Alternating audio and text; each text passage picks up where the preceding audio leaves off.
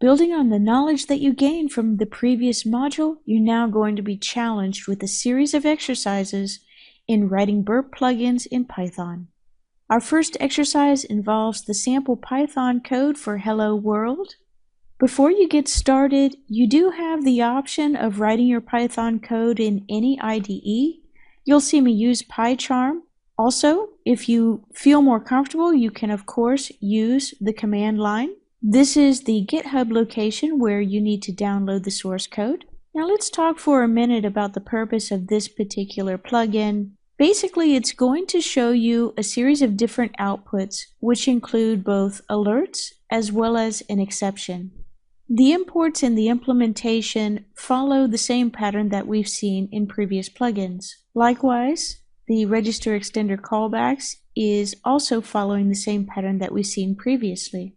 Now, one thing quirky about this particular plugin is it does raise an exception. Now, this might make you think that initially there's something wrong with the program, or maybe you've done something wrong in configuring it, but realize that this is part of the program. You can see that a standard error is instantiated, and in that standard error, we're going to raise a runtime exception.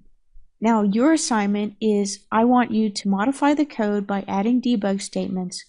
I also want you to modify the code by removing the lines that cause the runtime exception. You're going to build and load that customized extension into Burp and then test it out. This is the answer key for exercise 1, the Hello World program.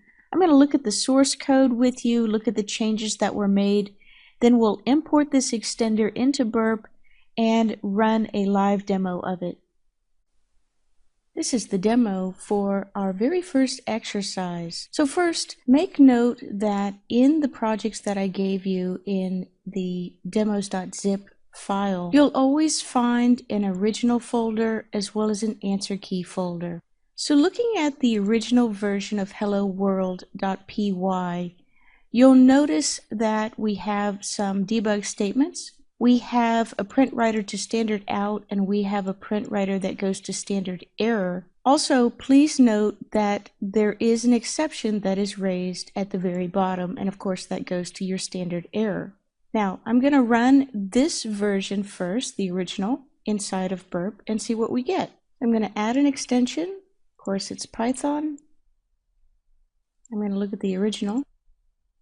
And when that loads, you'll notice that there's both an output to standard out as well as output to the standard error. So this is the runtime exception that was raised.